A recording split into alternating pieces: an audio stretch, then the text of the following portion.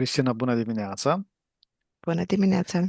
și bună tuturor care ne privesc. Suntem din nou cu Cristina împreună pentru a vă propune o investigație. Tema Cristina nu o cunoaște, dar sper să fie tema interesantă, tema zilei. Așa că, într-un ceas bun, într-un drum mai bun. Bine, Cristina, ia poziția cea mai comodă pentru corpul tău. Sesiunea de astăzi este o sesiune de analiză a tensiunilor politice și sociale din România post-alegeri prezidențiale.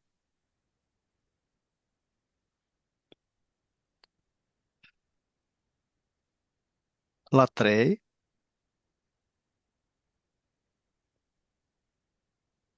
ai toate informații legate de cine beneficiază cel mai mult de împărțirea României în tabere inamice după alegeri și ce instrumente folosesc pentru menținerea acestei fracturi.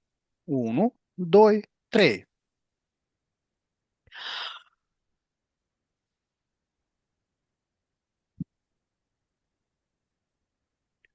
Da, m-am conectat din prima la o imagine de sacrificiu, de ritual cu sacrificiu, România fiind sacrificiu.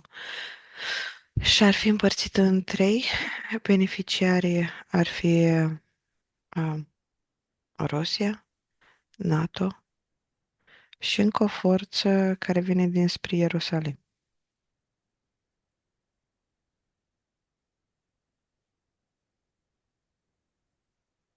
Mm. Ce mai vizualizezi referitor la... Asta din cadrul din afară de într-un zoom out a planetei, sunt deasupra hărții. Mhm.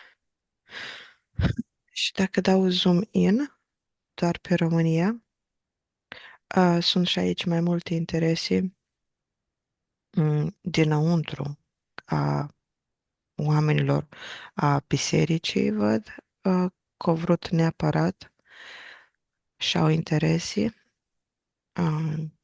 prin Rusia, Rusia prin biserică. Se gândeau că o să fie o uniune cu biserica de la Moscova, um, un parteneriat. Mai sunt interesele politice, iarăși aici e o diviziune. Și Ardealul care este deja luat, nu-l văd făcând parte ca din România. Ai granița de România, de acolo, nu mai există. E una cu Ungaria.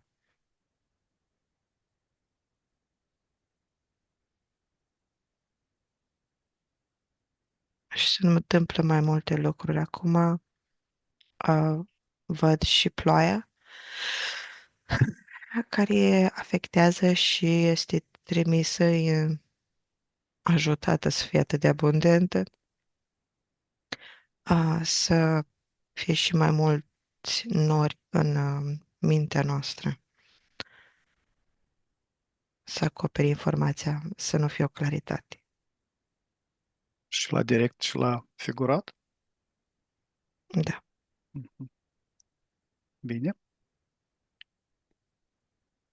Care sunt rolul serviciilor secrete? Există indicii că serviciile de informații au intervenit în procesul electoral pentru a amplifica conflictele interne. SRI-ul. serviciile României.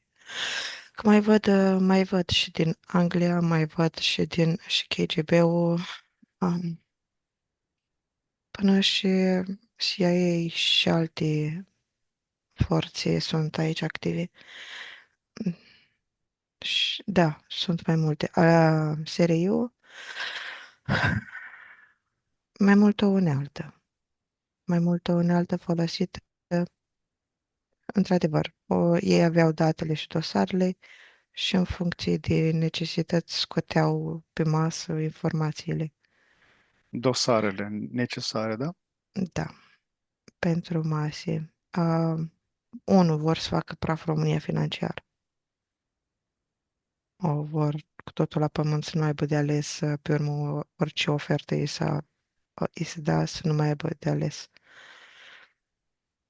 O să o vadă ca pe o salvare, ca pe o soluție.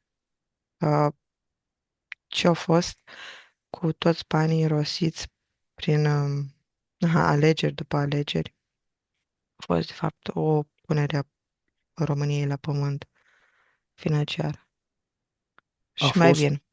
a fost o alegere a României? Mm, Adică au fost să iasă în stradă, sunt persoane care sunt trezite, revoltate. Alegerea în sfera lor este, dar nu este alegerea la nivel politic. Nu, încă este, văd cumva la început de drum. Încă nu e gata show.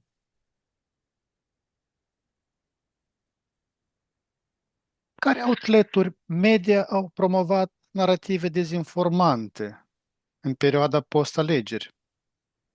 Și cine le finanțează?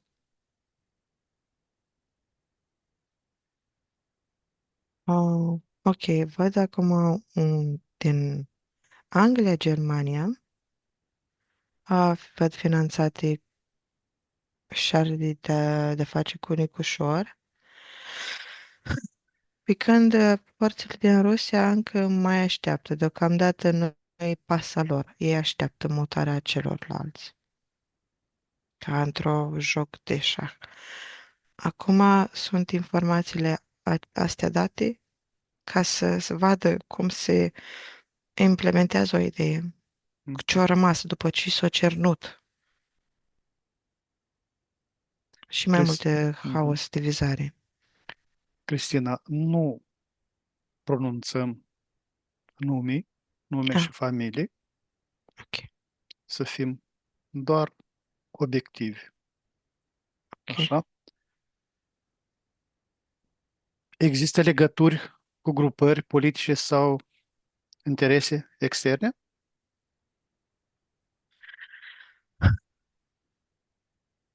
Da, da, sunt. Mhm. Sunt și acum îmi apare și o casă regală,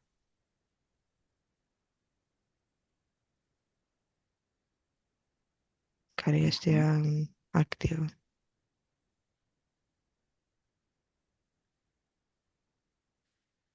S-a reactivat pe case din Anglia cu casa din România regală, din centru, din inima României. Mhm. Cum exploatează marile puteri? SUA, Rusia, Uniunea Europeană, diviziunile din România post-alegeri pentru a consolida influența în regiune. Acum, momentan, le văd stând. Mi-am dat zoom out pe tot globul. Și le văd stând. Le văd că au provocat până acum pagube, ei și-au dat totul și acum se uită și așteaptă, efectiv, așteaptă ca noi să alegem singuri, să se desfășoare cumva planul pus de ei în acțiune. Și cum, din ce văd,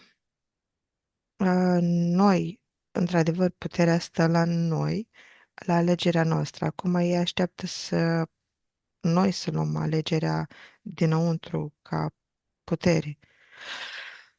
Să vadă cât de mult ne-a influențat, dacă are sens pe ce am explicat.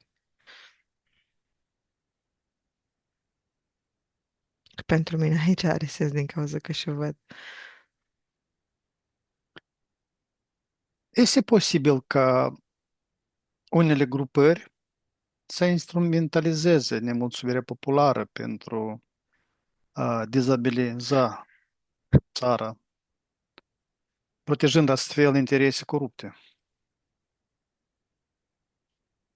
Um, Acum, pe ce ai spus, am captat că ei sunt deja pregătiți cu niște forțe militare, sunt deja poziții strategic în România. În cazul de forță extremă, în cazul de un fel de riot la noi, dacă ieșim în stradă și ne revoltăm, armata să poată să activeze și ar fi mai ușor pentru ei să facem așa. Ar fi, ar scurta drumul. A, nu știu dacă a răspuns pentru întrebare, dar asta am văzut, la asta m-am conectat Foarte pe bine, întrebare. foarte bine. Care sunt cele mai răspândite mențiuni create artificial în ultimele săptămâni pentru a provoca panică sau ură între grupurile sociale?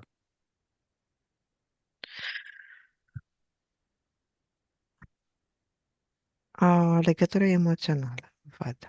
O legătură cu informația nu a crescut foarte mult, ideea că tu ești puterea, tu contezi, tu ai de ales și a funcționat foarte bine la persoanele care au fost lipsite de libertate, mai ales în perioada comunistă, și cei de după, generațiile care au fost persecutate de persoanele care au crescut în acea perioadă, și oricine care are o problemă cu libertatea se regăsește, se conectează emoțional, el contează, democrația contează, eu am drepturi, și-o luat înăuntru ca reprezentant, a ideilor sale, a valorilor, și-a amplificat lucrul ăsta. Uh, da, sunt unul prin mass media induse, prin tot felul de antene, campanii prin culori, prin poziție, prin suflători, ca zic așa, oameni care să zică ceea ce trebuie zis la un moment dat ca să îi însufle un anumit sentiment. Și foarte de ușor de dus la noi m, de indus la noi pe piață, din cauza că suntem deja foarte maleabili suflării. Nu, cumva, persoana nu este obișnuită să gândească pentru ea și vrea să gândească pentru ea, dar este pus frontul de care vor ei.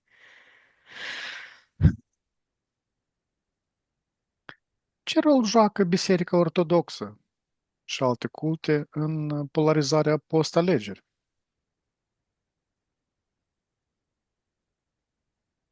Văd o foarte mare nemulțumire de post-alegeri din partea lor.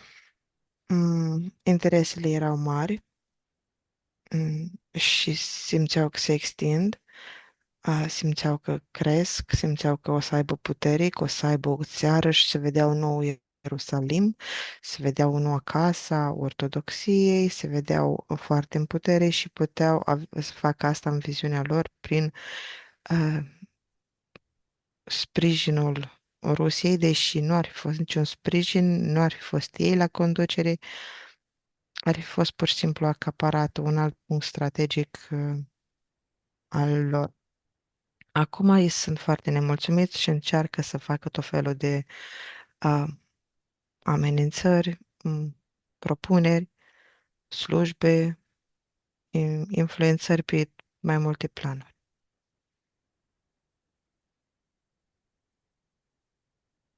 Există clerici care amplifică retorica de conflict? În metafizică, entitățile sunt bucuroase că este conflict și da, o să sufle oamenilor și mai mult conflict ca prin biserică se poate, prin credință, prin Dumnezeu, dar și văd diviziunea și între oameni în biserici, în conflict, că sunt unii de acord să conduc aurul, sunt unii care nu, să nu se amestece biserica. Nu vor neapărat o divizare a bisericii per total ei, dar în schimb se bucură de conflictul altora ca să se întoarcă la Dumnezeu. Sunt efectuate careva ritualuri Da. Este dat ordin ca la fiecare slujbă să se pomenească, să se trimite energie, să apeleze la fiecare preot m, la care au acces ei, politic, să insufle enoriașilor mesaje. Da, este o întreagă rețea stabilită despre cum să procedeze, prin cine să procedeze, prin slujbe. preprogramare, da? Da. Mhm.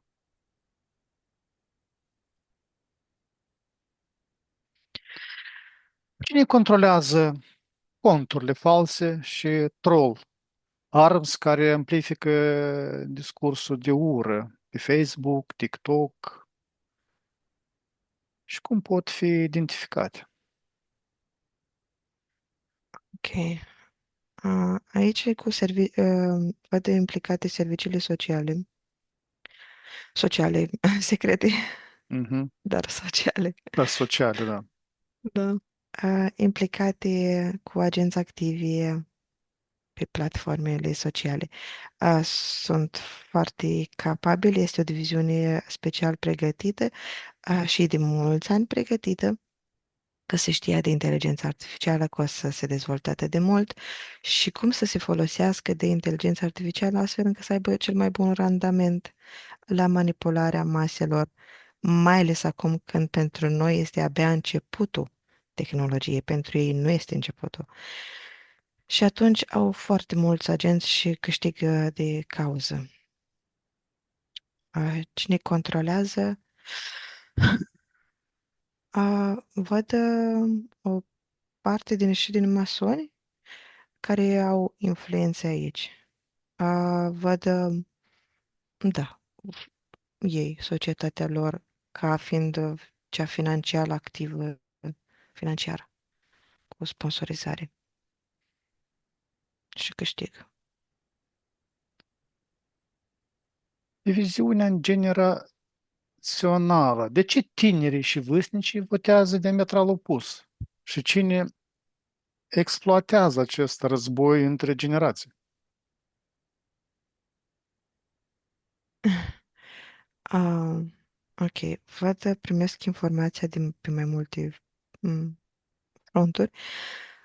Aici, în fizic, viziunea de mentalitate, de gândire, de tocmai diferența asta de idei, dată de toate schimbările de după 90, toate ideile implementate generație după generație, și mai ales influența americană a internetului.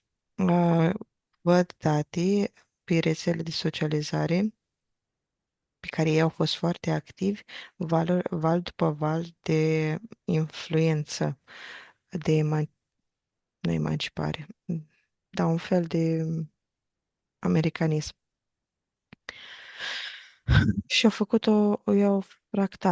făcut o fractare între generații mental. îi văd conectați la rețelele de socializare și au o ceață mentală. În schimb, ceilalți bătrâni îi văd ca având conectarea dinăuntru lor, acorda dinăuntru lor a ideilor și valorilor de altă dată, dar tot induse de anumite interese și entități. Acum, ce vedeam de pe alt front, energetic,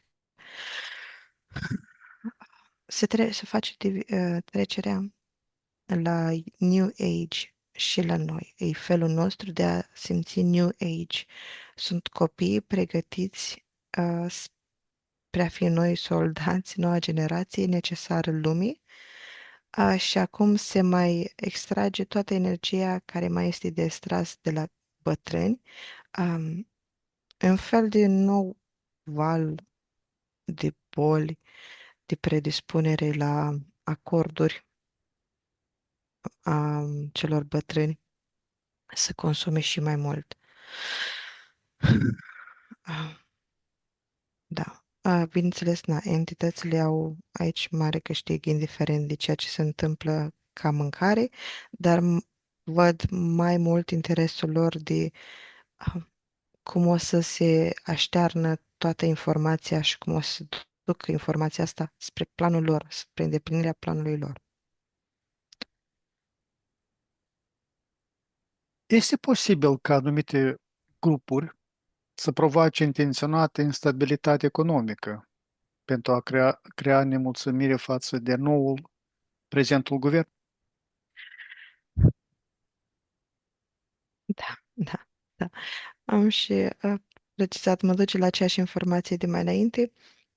Se dorește ca financiar România să fie la pământ și să nu fie o alegere. De asta ne sunt prezentate foarte multe variante încât să fim atât de obosiți mental și să nu mai avem energie pe urmă de a face alegerea Alegeri. potrivită și să fie dat acordul pe ceea ce vor ei.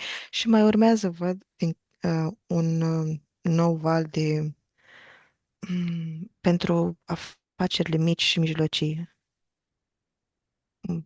O să le afecteze prin nou val, nou plan, dar deocamdată nu este pus în aplicare în următoarele 6 luni. Cum sunt folosiți românii din străinătate în lupta politică internă și de ce unele partide îi acuză pe diasporici că ar distruge țara?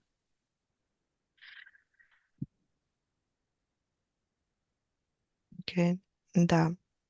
În egregorul României și a românilor, ei fac parte din el și în ultimii ani, în ultimii 10-12 ani, au fost împuterniciți, le-au fost suflat foarte multă informație despre cât de mult contează ei și cât de mult contează viziunea lor și cât de mult contează ei prin faptul că sunt în afară și pot să fie obiectiv, să vadă ce mai bine pentru România care nu poate să vadă fiind dinăuntru cumva. Și atunci ei și-au asumat lucrul ăsta și simt și mai bine conexiunea cu casa din cauza că sunt mental conectați prin distanța fizică. Sunt mental și mai apropiați. Da, interesele sunt. Eu au fost pregătit terenul de ceva timp. Chiar planul ăsta e pus de... Îmi vin mai multe date pe perioade. A fost prima etapă din New Age de 120 de ani, 180 de ani și tot văd că a fost pus încet, încet în aplicare, astfel încât să fie influența mai mare. Și cei din afară sunt o unealtă.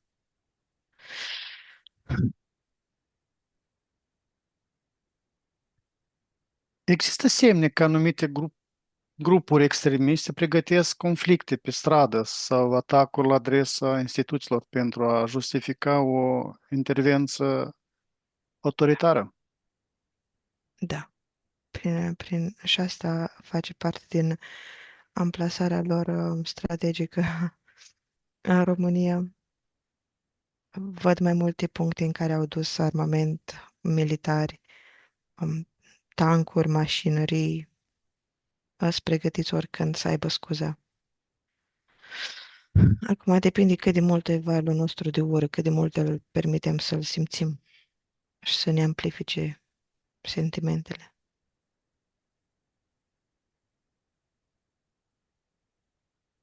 Cine are interesul să destabilizeze relațiile bilaterale dintre România și Republica Moldova?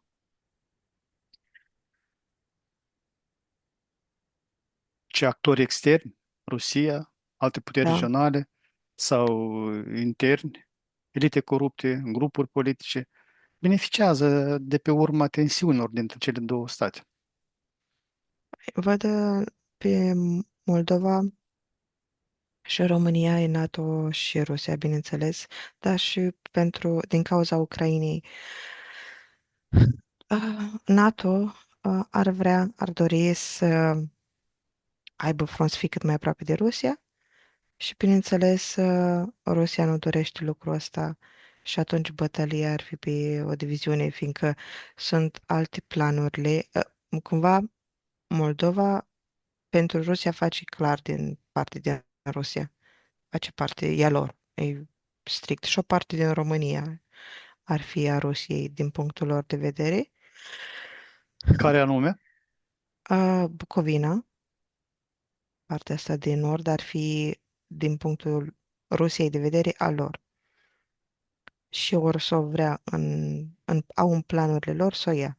Dar Moldova face clar parte din Rusia, din punctul lor de vedere. Și atunci interesul este Republica Moldova sau vorbești despre Moldova totală? Republica Moldova, mă scuzi, mă scuzi. Mhm. A, Intențiile nu sunt și Moldova de peste Prut. a, deci Republica Moldova face parte din Rusia, din punctul lor, Bucovina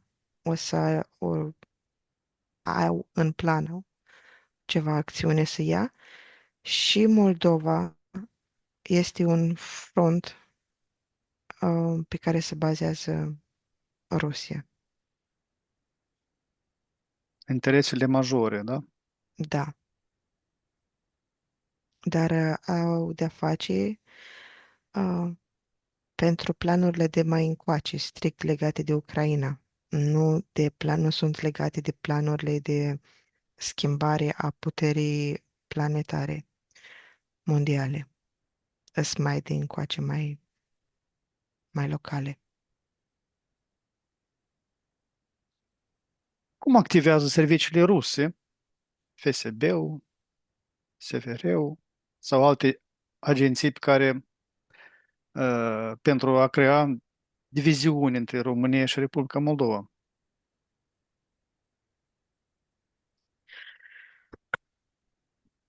Văd grupări de soldați, de agenți, câte trei, câte cinci și câte unul,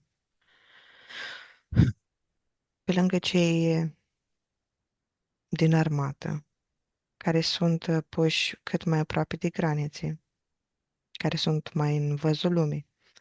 Îi văd și trimiși umblând prin România, și pe la biserici, și pe la punctele politicii mai importante,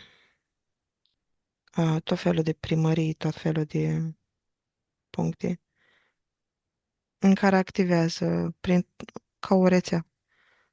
Și spionaj, da, dar informațiile pot să le obțină foarte ușor de pe rețele de socializare. Um,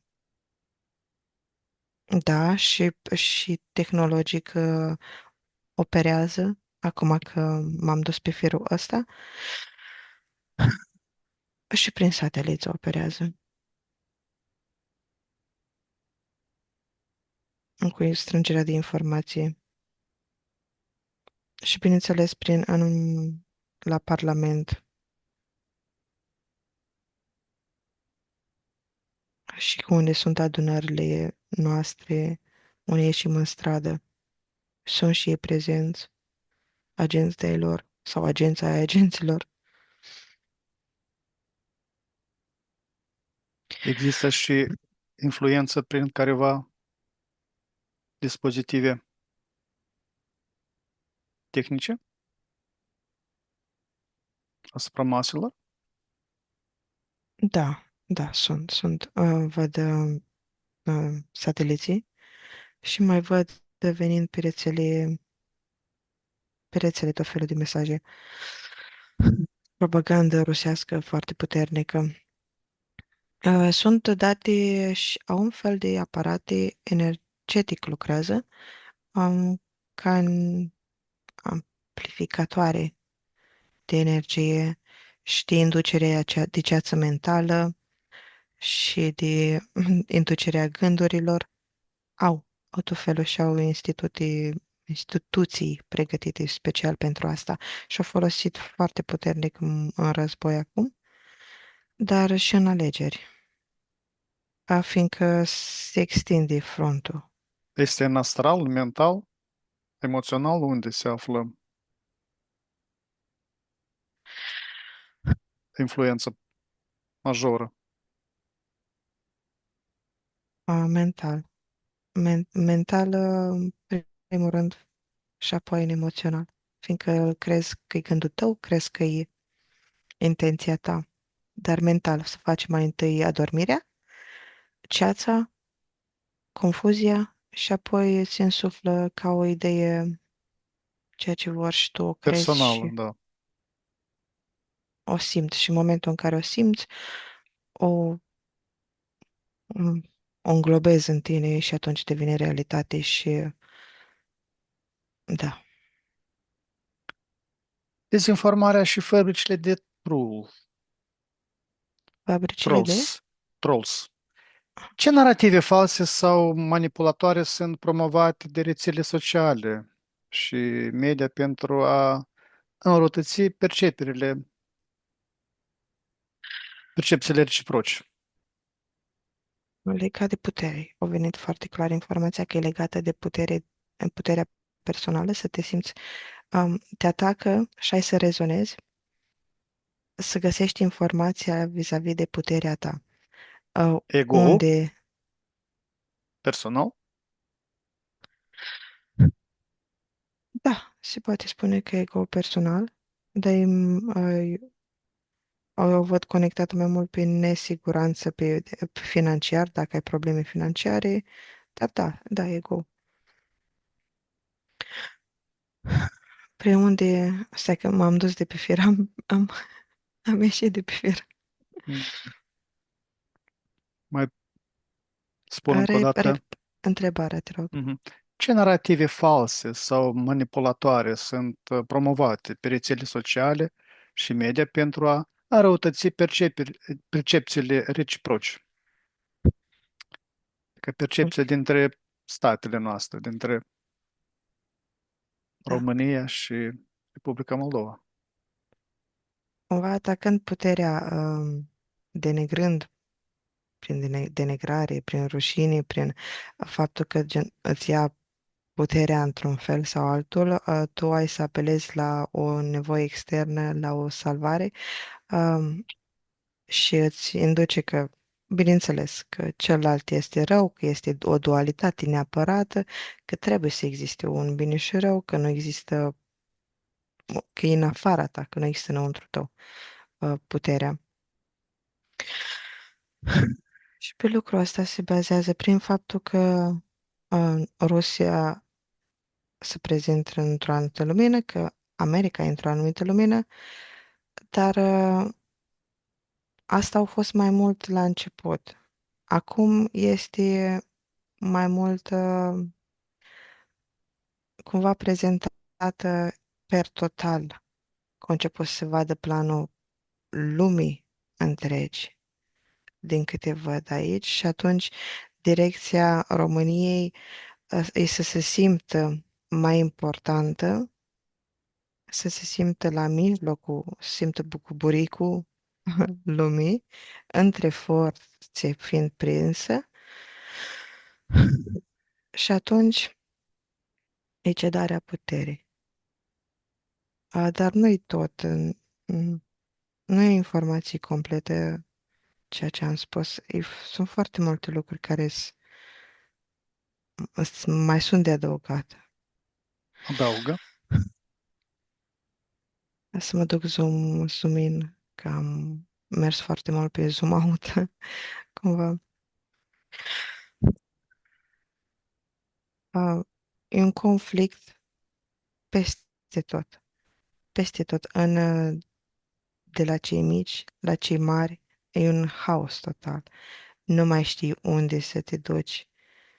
Și atunci soluția simplă, la îndemână, când ești obosit, e să accepti.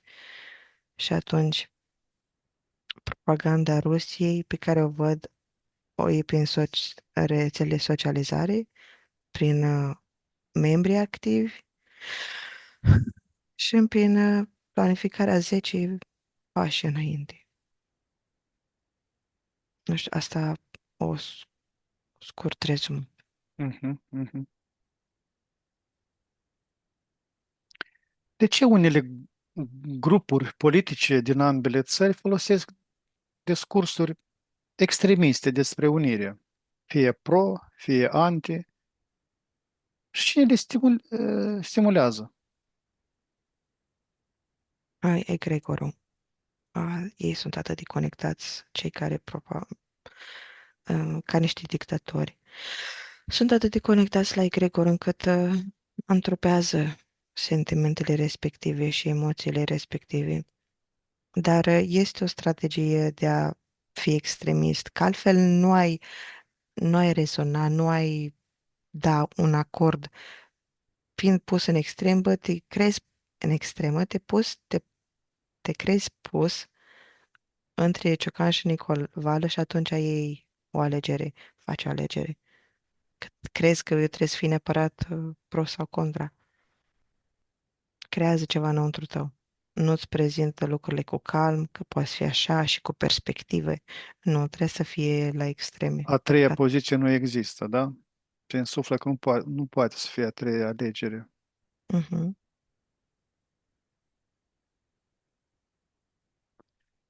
Care outleturi de media din România și Republica Moldova sunt suspectate de a fi finanțate de interese ruse sau de ale altor jucători externi pentru a promova diviziunea?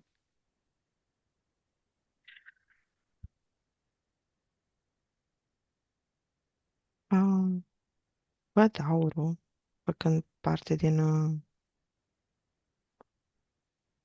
din programul Rusiei. PSD-ul și sunt și inclusiv printre ei. Sunt amestecați, nu contează. Sunt și au interesele și planuri, indiferent dacă o câștigă ăla, dacă conduce ăla, banii ies de oriunde, fiindcă entitățile au planuri în comun. Și atunci, și plus că se știe planul de dinainte. Sunt foarte amestecați ei între ei. În diverse partide sunt de mai multe grupări. Sunt și de la Rusia, și de la America, și de la Ierusalim, și din China. Da. Ce rol joacă Biserica Ortodoxă, de cea sub jurisdicția moscovică și cea autocefală, în amplificarea conflictelor identitare dintre cele două țări? Un rol foarte mare, mai ales acum că au ieșit atât de mult în față, prin influențarea iernoriașilor.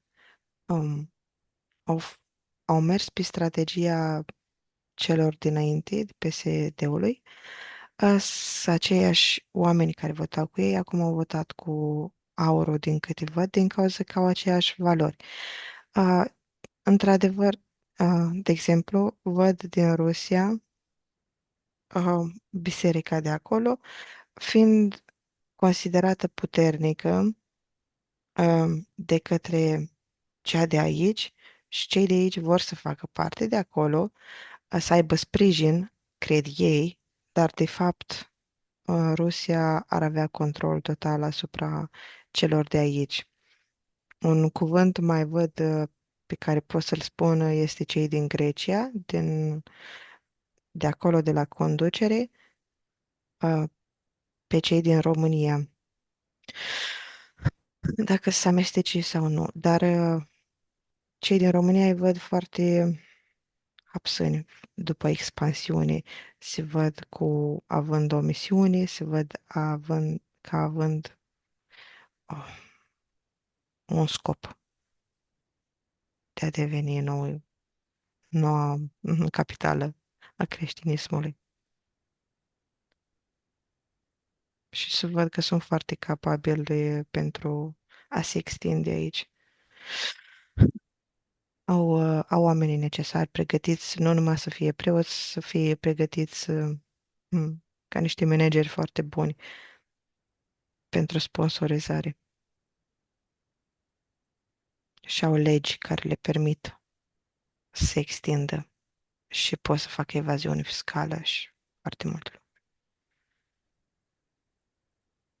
Cum sunt create blocaje în proiectele economice comune, energie, transporturi, pentru a afecta cooperarea dintre România și Republica Moldova? Poți să repeta, te rog? Cum sunt create blocaje în proiectele economice comune, energia, transporturi, pentru a afecta cooperarea dintre România și Republica Moldova? Ok.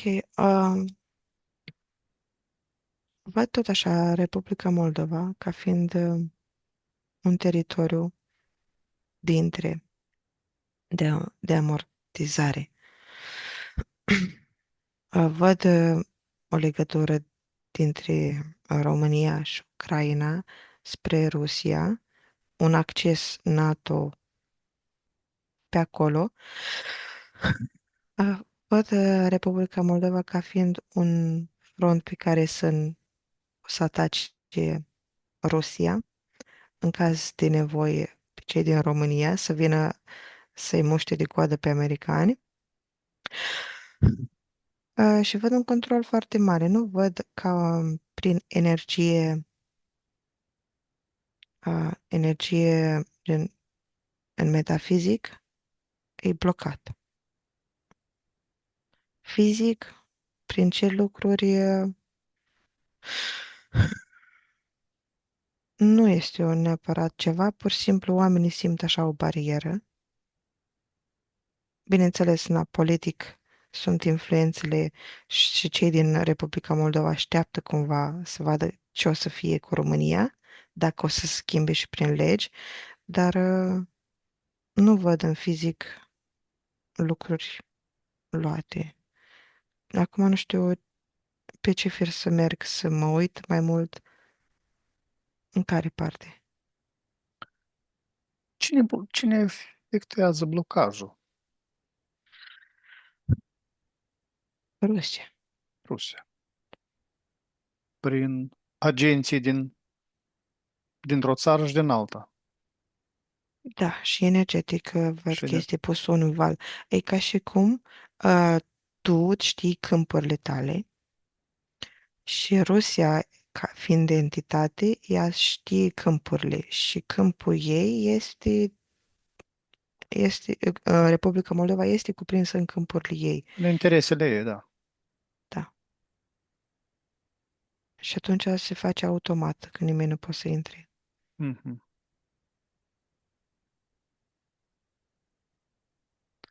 Cum sunt manipulate comunitățile de moldoveni din România și cele de români din Republica Moldova pentru a genera tensiuni sociale?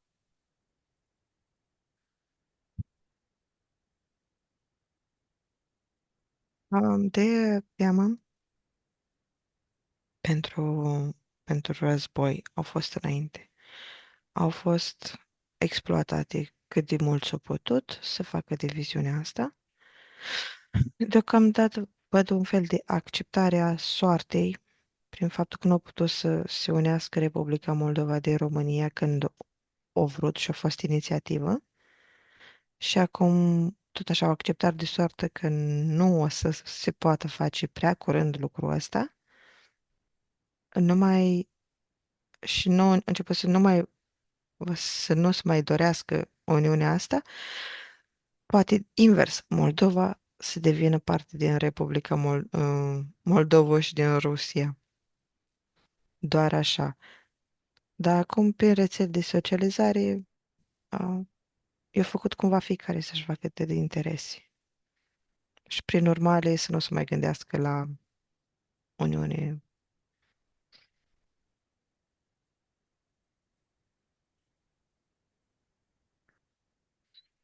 Cum sunt folosite minoritățile, găgăuzi, ruși, ucraineni, pentru a crea conflicte etnice sau lingvistice care să afecteze relațiile bilaterale?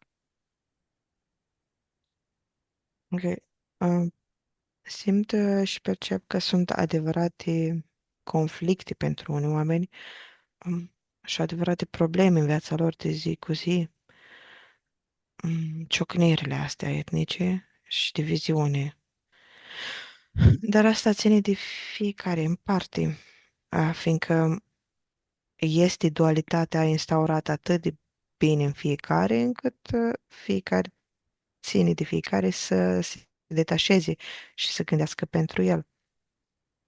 Pur și simplu văd o blocare totală a mentalului și pur și simplu trăiește într-o altă lume, într-o lume creată plină de idei insuflate. Dar asta văd local, într-adevăr așa, grupate. Văd și între familii, dar sunt totuși niște căi libere în care să se poată armoniza situația, în care să se poată primi și alte informații. Cum sunt influențate, bineînțeles, prin tot ceea ce consumăm, prin televizor, prin programe, prin telefon, dar și energetic, ceea ce trimitem noi, unul, noi mai întâi, noi, între noi, dar apoi ce primim energetic prin telefon, prin mass media, până și dintr-un afiș. Putem percepe atât de multe și percepem.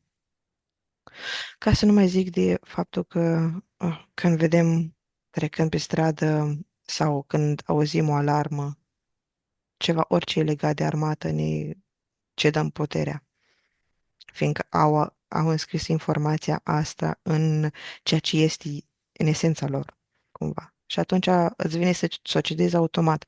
Dar dacă tu ai ști cine ești, nu o cedezi.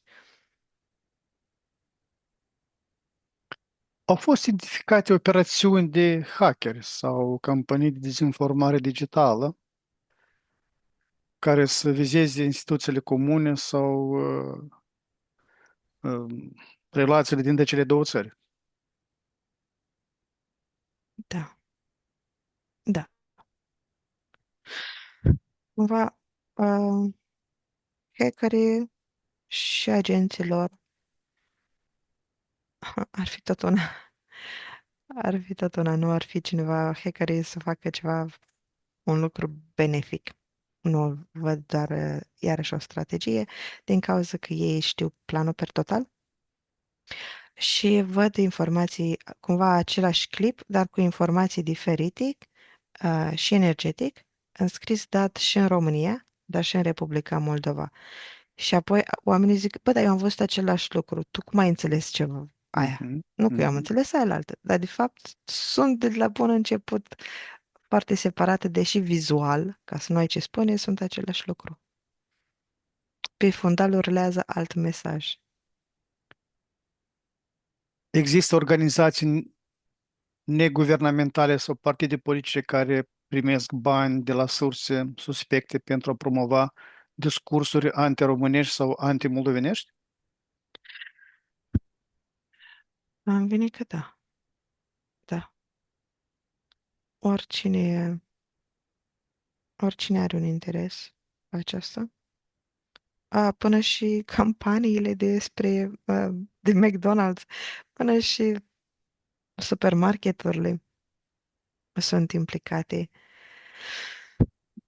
să consume mai mult sau mai puțin, și ei primesc la rândurile lor uh, mesajele astea sau le dau sau sponsorizează la rândul lor pe alții, ca și cum ai sponsoriza un sportiv să aibă o etichetă cu firma ta.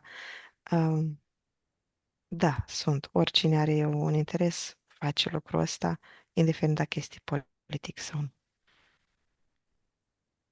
De fapt, este politic prin definiție care are ceva de câștigat într-un teritoriu. Sunt semne că anumite grupuri pregătesc incidente violente, proteste sau atacuri la graniță sau în orașele mixe pentru a agrava situația.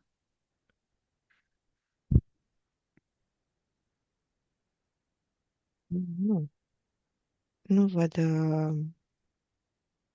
în sensul ăsta. Nu văd acum o pauză.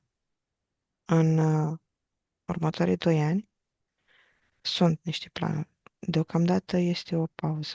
O pauză din cauza că se așteaptă niște mutări. Și în funcție de mutările respective o să fie sau nu activi.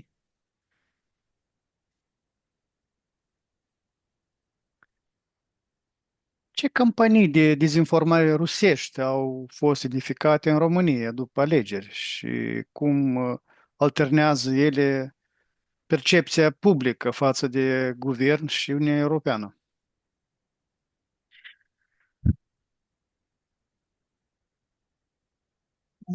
Ok. Are de-a face cu planul lor mai mare de mutare a puterilor monetarului, cumva.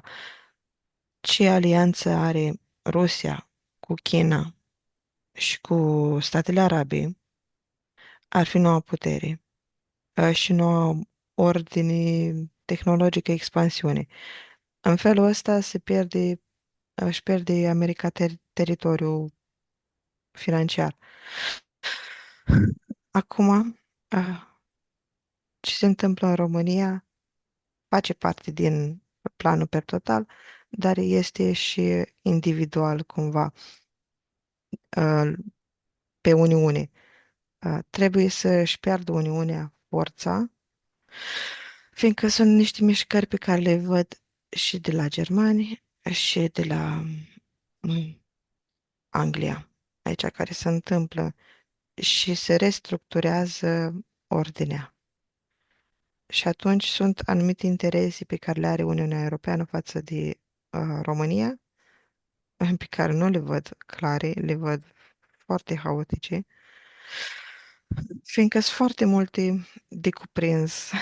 Și eu acum mă simt ca și cum aș încerca să înglobez toate planurile în același timp la toate statele, fiindcă sunt interese de peste tot și să ai o privire foarte focusată a ce urmărește și ce urmări o să aibă fiecare aspect a planului pe fiecare linie temporală, a, e foarte solicitant, Mhm, mhm. cumva. Mm, Și cumva, pe măsură ce vorbesc și mă uit, mi se schimbă linia temporală și alegerile și cumva, nu știu dacă are sens pentru ceea ce explic. Este, A, este. Așa. Există dovezi că partidele sau politicienii români au primit finanțare sau sprijin logistic din surse legate de Kremlin? Da, sunt dovezi, sunt tranzacții. Sunt toate acolo. Sunt toate Mhm, acolo și sunt mhm. foarte directe, le văd așa, gen executat, dar nu se uită acolo și nu o să se uite, fiindcă se știu de ele. Și nu este interes să se dea public. Și chiar dacă ar fi dezvăluite, nu afectează cu nimic. E foarte liberă energia asta dintre, nu-i nimic acoperit. Ce metode folosesc serviciile rusești, FSB-ul, GRU, pentru a influența deciziile politice și de securitate din România?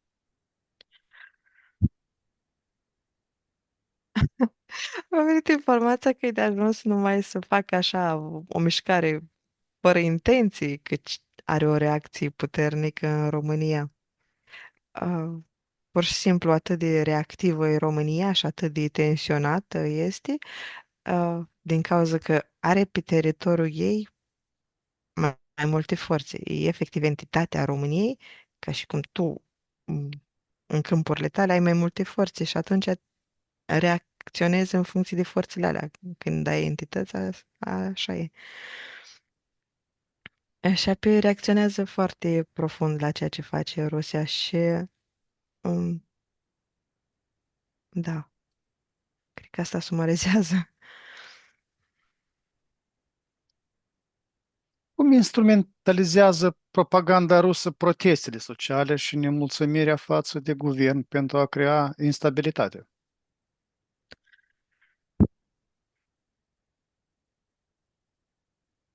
Um, Cum am spus și mai înainte, odată la un început, au făcut niște alegeri ei.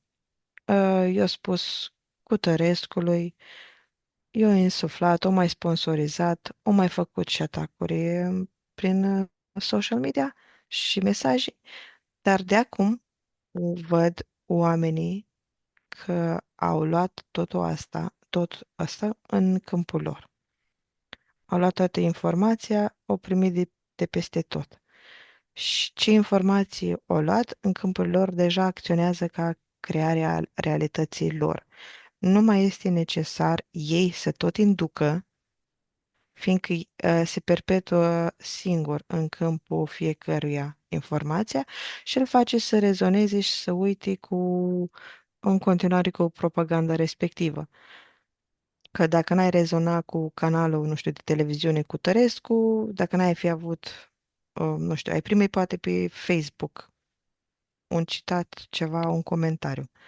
Ai primit în câmpul tău și atunci ai să rezonezi și ai să dai pe canalul cu tare de televiziune și ai să asculți propaganda aia cu tare în continuare.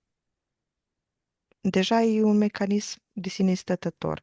Nu mai trebuie să acționezi ei de fiecare dată, fiindcă sunt niște butoane pe care le-ai apăsat și merg by default. Ce legătură există între Patriarhia Rusă și Biserica Ortodoxă Română în promovarea narrativelor anti-UE, anti-NATO?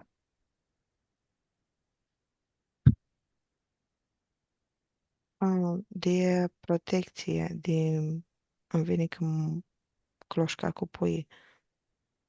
Se simte că trebuie să aibă în sânul ei pe oriași să-i protejeze, că vin americanii și facem tot ce fac pentru ei, suntem sclavi. Pe partea asta. În același timp mai văd o fragmentare de, de teamă pentru Rusia, pentru forțele rusești, gen că mai degrabă să fim cu ei decât să fim contra lor.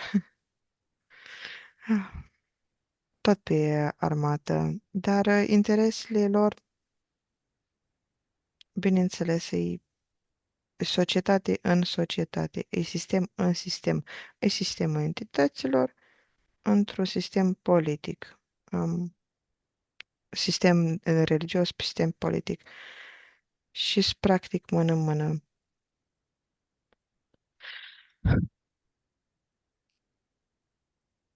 Cum încearcă Rusia să influențeze politicile energetice românești prin intermediul companiilor și politicienilor apropiați? Energetice, acum te referi la, Vorbesc de Gazprom, lobby-ul Gazpromului în România.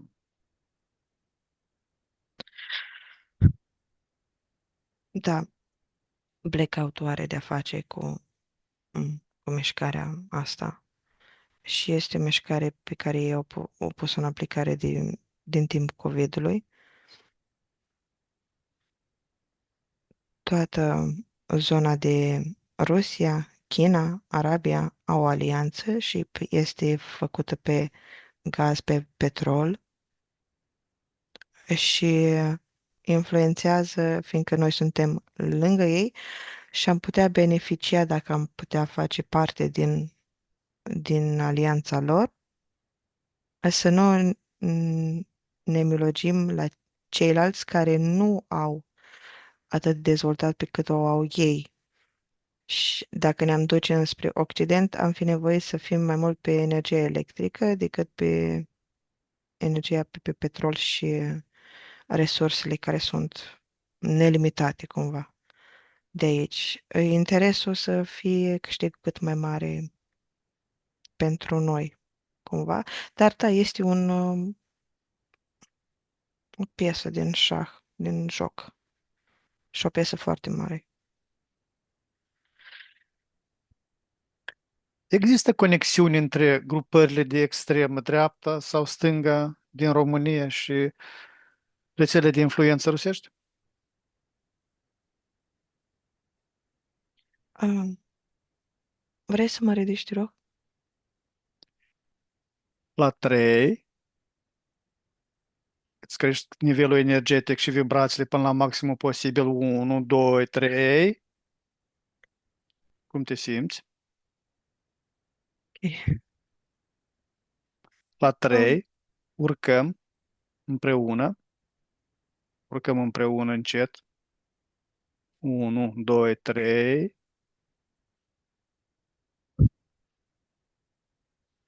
Încet, încet. Cum te simți? mai bine, mă simțeam prinsă în Mhm, mhm, extremitățile. Trebuie să fie așa, trebuie să fie așa. mhm, mhm. Urcăm până la maximum posibil. Maximum comod.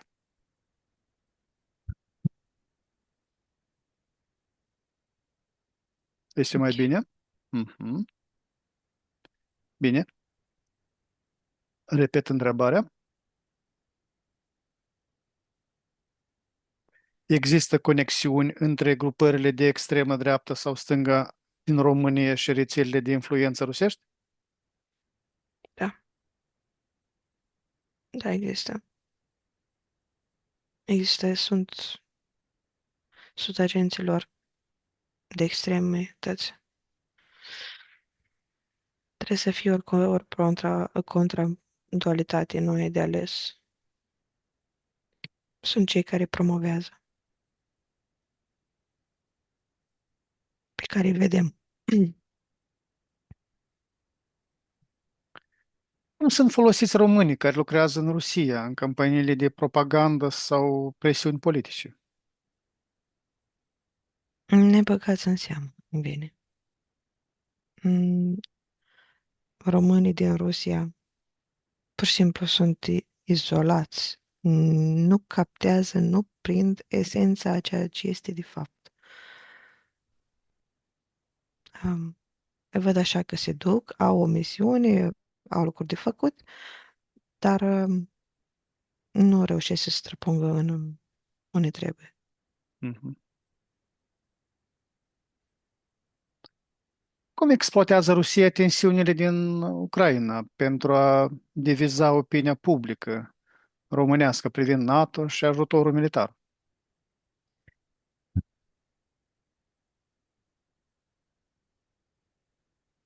E foarte complexă în același timp situația. Văd forțele Rusiei undeva pe la nordul Ucrainei accentuate. Um, nu mai este privirea spre granița cu noi, cu NATO. Uh, Consideră că și-au spus punctul de vedere, că și-au pus piciorul în prag, că au fost foarte drăguți cu toți cei care au încălcat acordul cumva și tot au venit, au făcut câte un pas spre mai aproape de Rusia. O văd Rusia foarte stabilă ca uh, față de NATO, chiar dacă ești aproape, eu ți-am spus, știu că tu înțelegi și o să acționez.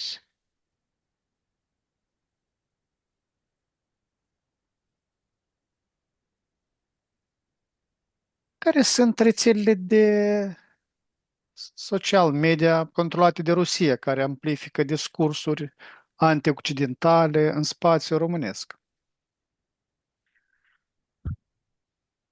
Facebook, TikTok, Instagram mai puțin, dar Facebook, TikTok, Telegram, da, și Telegram. Deși la Telegram nu e foarte, gen, nu-i peste tot așa, e foarte focusat pe anumite mhm, lucruri. mhm.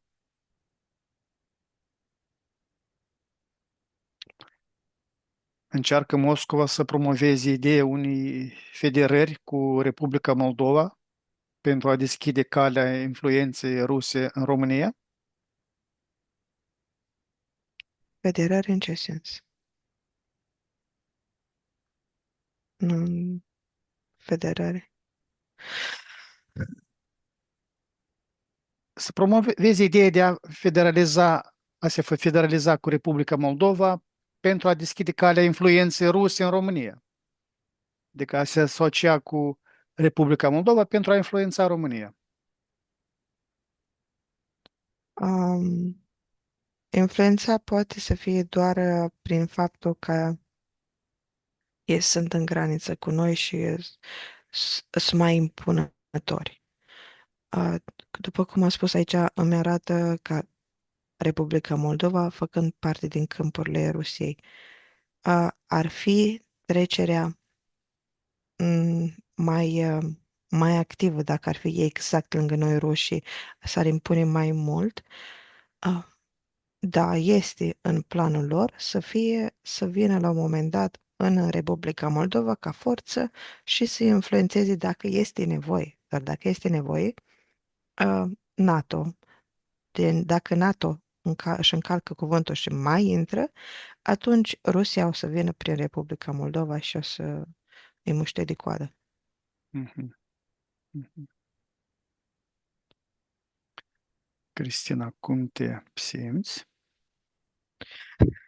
Ai, bine. Te înțeleg.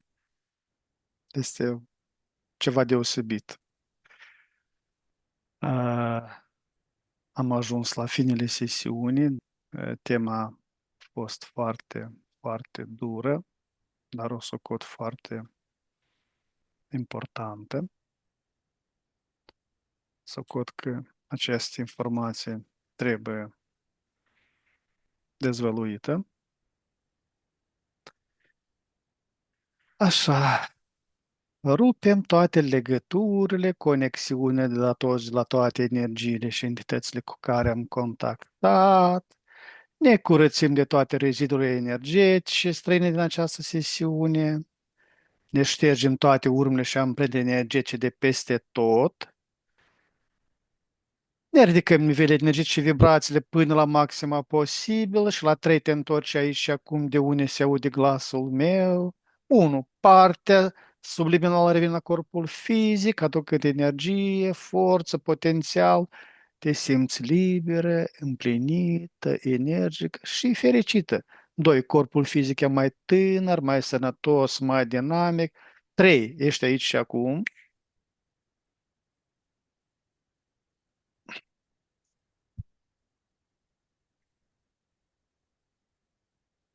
Cristina,